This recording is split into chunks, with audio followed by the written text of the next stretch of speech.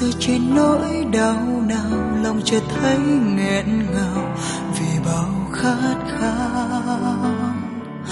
Đợi chờ làm chi nỗi đau ai ngờ tình yêu đôi ta như là mơ.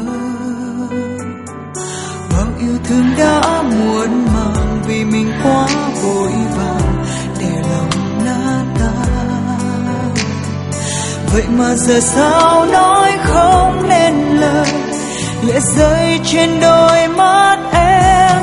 Từ trong con tim em cứ nhớ anh vô bờ, tình yêu ấy cũng đã khiến em mong chờ.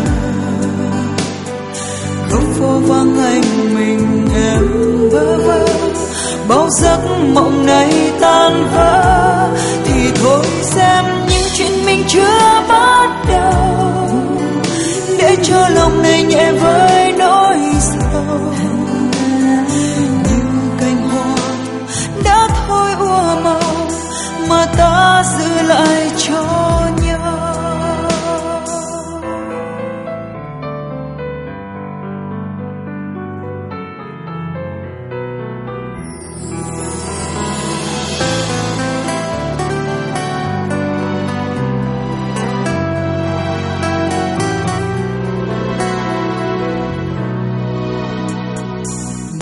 Trên nỗi đau nào lòng chợt thấy nghẹn ngào vì bao khát khao. Đợi chờ làm chi nỗi đau ai ngờ tình yêu đôi ta như là mơ. Bao yêu thương đã muộn màng vì mình quá vội vàng để lòng nát tan. Vậy mà giờ sao nói không nên lời, lệ rơi trên đôi mắt em. Từ trong con tim em cứ nhớ anh vô bờ, tình yêu ấy cũng đã khiến em mong chờ.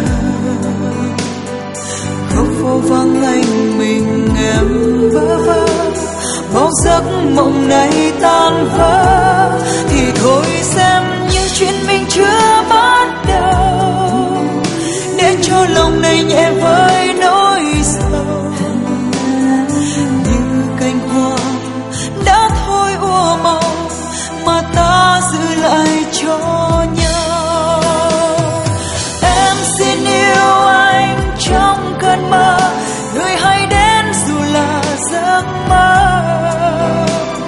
Dẫu biết qua ngây thơ mà lòng vẫn nhớ.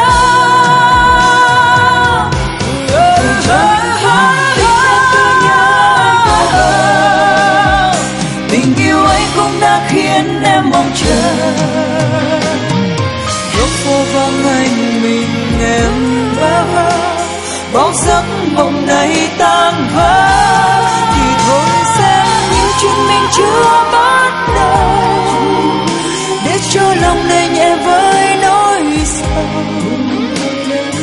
Như cành hoa đã thôi úa màu mà ta giữ lại cho nhau.